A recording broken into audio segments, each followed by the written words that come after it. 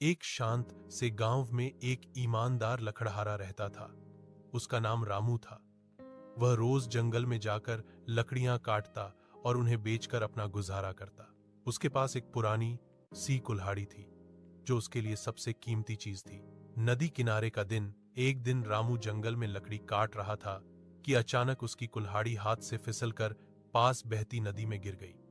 रामू घबराकर बोला, अरे ये क्या हो गया? अब मैं क्या करूं? मेरा सारा काम इसी कुल्हाड़ी से चलता है। वह नदी किनारे बैठकर रोने लगा। नदी का देवता प्रकट हुआ। रामू की सच्ची पुकार सुनकर नदी का देवता प्रकट हुआ।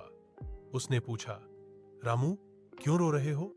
रामू बोला, मेरी कुल्हाड़ी नदी में गिर गई। वह पुरानी थी मगर मेरी रोजी रोटी उसी से चलती थी।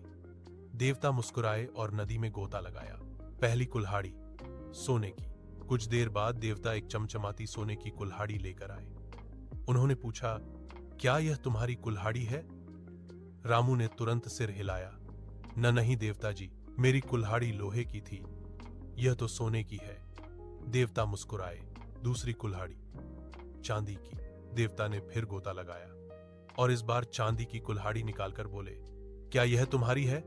रामू बोला, नहीं देवता जी, यह भी मेरी नहीं है। तीसरी कुल्हाड़ी पुरानी लोहे की।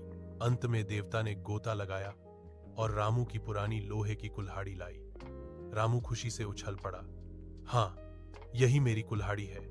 देवता ने प्रभावित होकर कहा, तुम बहुत ईमानदार हो, इसलिए ये तीनों कुल्हाड़ियां सोने, चांदी और अपनी लोहे की तीनों तुम्हें उपहार में देता हूं। रामू के हाथ में तीनों कुल्हाड़ियां थमा दी गईं। सीख, उस दिन से रामू